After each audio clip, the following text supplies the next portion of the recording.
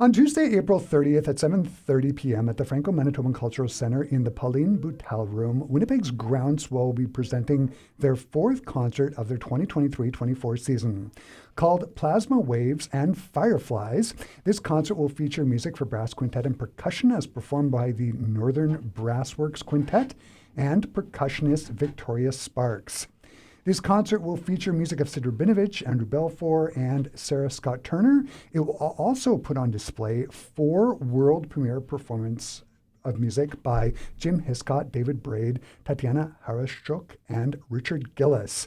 And joining me here in the Classic 107 studio, I am joined by the curator and one of the composers for this concert, Jim Hiscott, and Northern Brass Quintet member and composer Richard Gillis. Hello to you both. It's nice to have you here. Hi. Hi, Chris. Great to be here. Jim, as curator for this concert, can you talk about how this concert came together? Also, how did you get 4 world premiere performances of brass quintet music to all happen at the same time? Well, a lot of this concert is inspired by the work of Richard with the brass quintet, Northern Brassworks.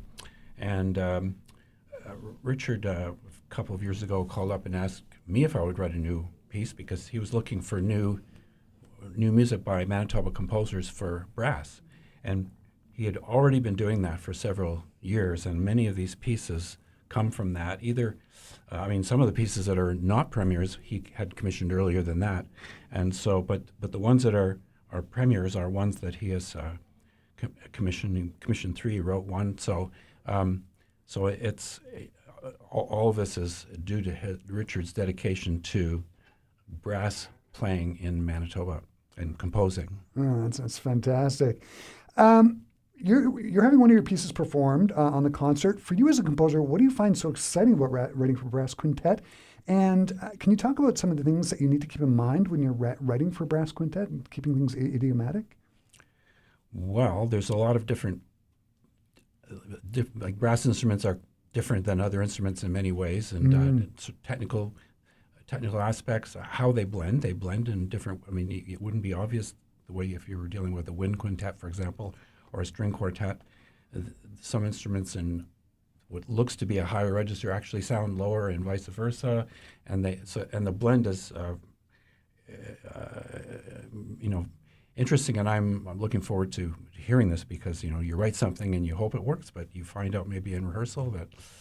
So it's kind of a process of development for me. In terms of writing for brass. I have written for brass before, but it's been a few years. And so it's exciting, and the idea that how can you, what can you do with different mutes, and how can you rebalance things, and can you kind of, how many different colors can, there's a lot of different colors already in a brass quintet, but with mutes there's even more colors, and so I guess I'm trying to explore some of that too. My piece has to do with nature, and so I'm trying to find some of the variety of nature in sounds of brass. Yeah, it's called, help me with the pronunciation, lucioles? Is that right? Luciole, yeah, which means fireflies. Firefly, yeah. French. So you're just sort of exploring some of those textures. Well, there's insects, there's storms, there's water reflection, there's all kinds of different sounds expressed metaphorically, I guess you could say. Through the brass instruments. Yeah. Richard, your piece is called Plasma Wave Investigations. I did a little bit of reading about plasma waves when I was prepping for the interview, and this description I got read this way. Plasma waves can generate waves at frequencies that are very high in frequency compared to the highest characteristic frequency. So is your piece exploring high pitches on brass instruments? Tell us about it. Not necessarily high pitches. It's exploring sound and interactions of sound. Anytime you write music, you begin, I've heard it described by a friend of mine as a funnel. You start with all kinds of possibilities, and then gradually you funnel it down to a point. And so when I write, I think about what's the point, where am I coming from, what can surround this piece, what can generate the ideas. This began as every year the faculty at the University of Manitoba has a faculty concert, and I like to write something each year for that. It's brass related in some way, and I wanted to write something for Victoria Sparks and myself, percussion and trumpet. So I thought, oh, man, I wanted to explore vibraphone and trumpet. So I started. That was the first piece I wrote for this, and again, my idea was what seems to fit that, and it was just an investigation of the sound of the trumpet, the sound of vibraphone, how that can interact and complement each other. So that's where it began, and then I wrote another piece with snare drum and different mutes and trumpets.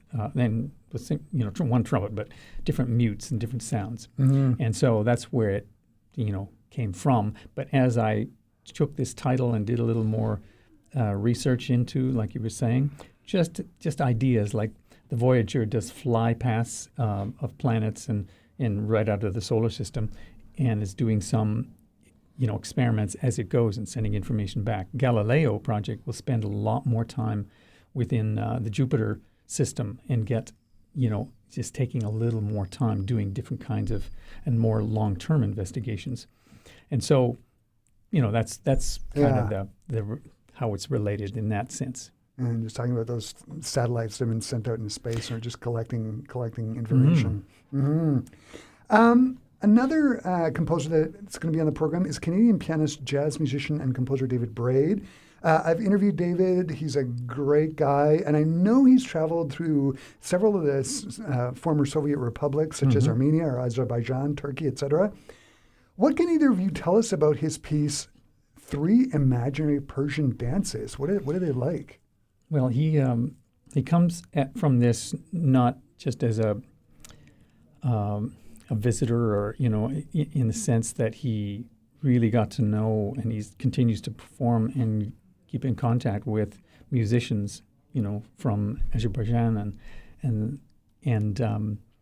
has really absorbed some sounds that he wanted to recreate. When I asked him to do this, he was just finished working with musicians and had so many ideas that he wanted to explore. So he wrote something, and it was great, but wow, it was unusual in the sense that it had some like quarter tones and different kinds of things that were going to take a little while, and it was fine. We were going to go with that, but I asked him to, could you rethink this just in terms of adding percussion for this concert? And so he did. He spent some time, to his credit, and he's come up with something that is the same piece, but it's kind of reimagined in a little bit, and he feels it's a better work, and so it's that's where it's come from. So with quarter tones, just sort of begs the question: is he using like a lot of modes, and like does it sound very sort of Eastern European, Middle Eastern-ish? Yeah, kind of like a fifth mode of the harmonic minor scale kind of thing for some of the things, but also just the way he blends the instruments in terms of half tones, but major seventh kinds of sounds. So it sounds like it sounds like quarter tones are going on, but it's really just that clash that's happening. So, and I should mention that I was able to commission that work through the SOCAN Foundation, and Jim's piece through the Manitoba Arts Council. So and also with Tatjana's piece, I managed to get a little funding through the University of Manitoba Faculty of Music, and so that was fantastic. Along the same line of folk music influences, one of the composers that is also going to be performed is Sid Rabinovich. Much of Sid's music has folk influences in it. How did this piece come to the program, and what can either of you tell us about it? I'll defer to Richard. Yeah. I was asked to play at a classical guitar society concert. And so I think Sid had a piece that he just kind of rearranged and added trumpet to, and it was for bass and guitar, and then added the trumpet. So when we were talking with Jim and putting this program together, we really did want Manitoba composers, and so I kind of went to Sid, or I emailed Sid and said, well, why don't we do this piece? And so we decided to do this, and then put the bass trombone on the bass part, and he rearranged it a little bit and added an introduction to it, and so that's where it came from. The piece came from. And Jim, you've known Sid for years. What do you particularly enjoy about his music? Well, he has a lot of variety in his music. I really like the sources that come from various types of traditional music, but also from jazz. So he has a lot of different, you often hear his klezmer suite, for example, and he also has written TV music for a whole bunch of TV shows, and he just has quite a diverse type of palette of things he can do. Things he can draw from. Tatiana Harushchuk just came through the Jazz Studies program at the University of Manitoba. Is her music jazz influenced? She's actually graduated. Yeah, and she has a master's from, I think she was in Spain. Yeah, she was in Spain. Tatiana I had Tatiana write some things for the Winnipeg Jazz Orchestra, and she's really creative. She kind of just thinks differently, and as a percussionist too. I mean, it's great. So I just thought, my goal with over the last number of years, and now with we call it Northern Brass Works, is I want music written for brass. I want to encourage Manitoba writers to write for brass or think about writing for brass. It's not an easy thing to do. It's not there's things you need to know, but I just thought, Tatiana's such a talented musician, and I wanted to have her write something. So that's she brings influences from a number of sources, such as jazz, absolutely, but percussion, jazz, curiosity that she has. The Northern Brass Works are going to be performing alongside percussionist Victoria Sparks. What percussion instruments is she going to be playing, and can you talk about how percussion is used in this concert? And Jim, maybe I'll start with you. How is percussion used in your piece? Well, actually, my piece does not have percussion. Oh, okay. It's one of the few that doesn't. So, and that was just because I was just really interested in hearing how the piece would work for brass. She has you can ask Richard again, but there's marimba, there's vibes, there's a lot of small percussion, there's gongs, there's some crotales in one of the pieces. And so it's quite a diverse spectrum of percussion sounds that you'll get in this concert. Yeah. Well, we can't do everything. So you don't want to haul too many big things around,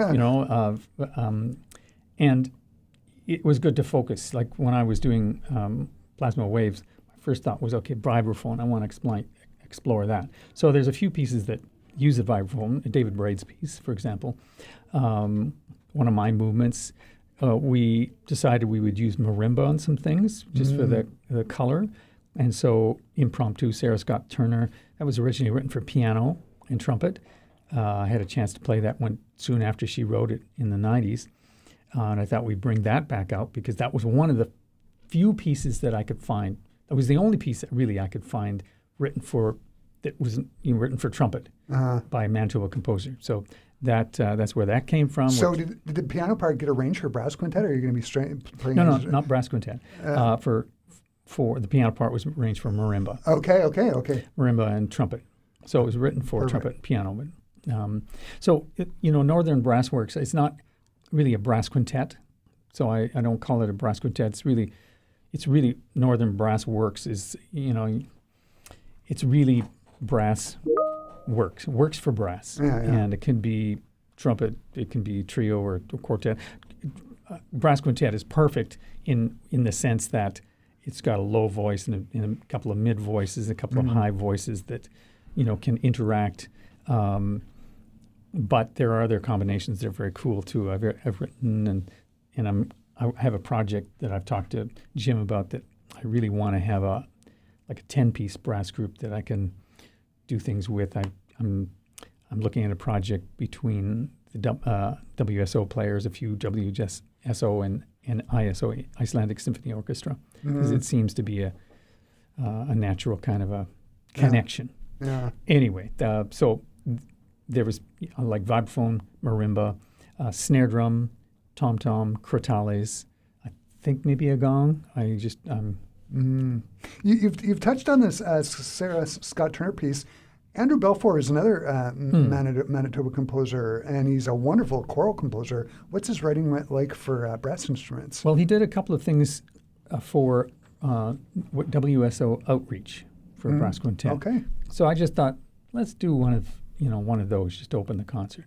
So that's where that comes from. I've worked with Andrew with the Winnipeg Jazz Orchestra. He's done a couple of things, and I want to get him writing more for brass because he's such a talented guy,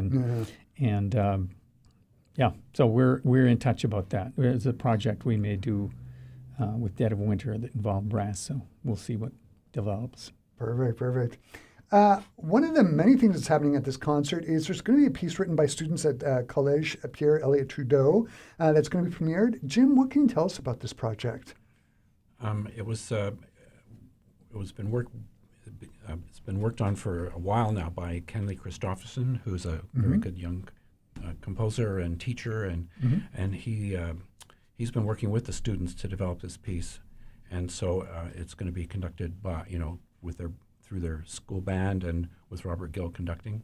So it's exciting. We have no idea what it's going to be like. I mean, just like the other world premieres, another world premiere by students, a student composition. So that's very interesting. So I'm just thinking about the logistics of this. So you've got the brass quintet and the percussion. How are you going to quickly get the band up on stage? Move quickly. Yeah.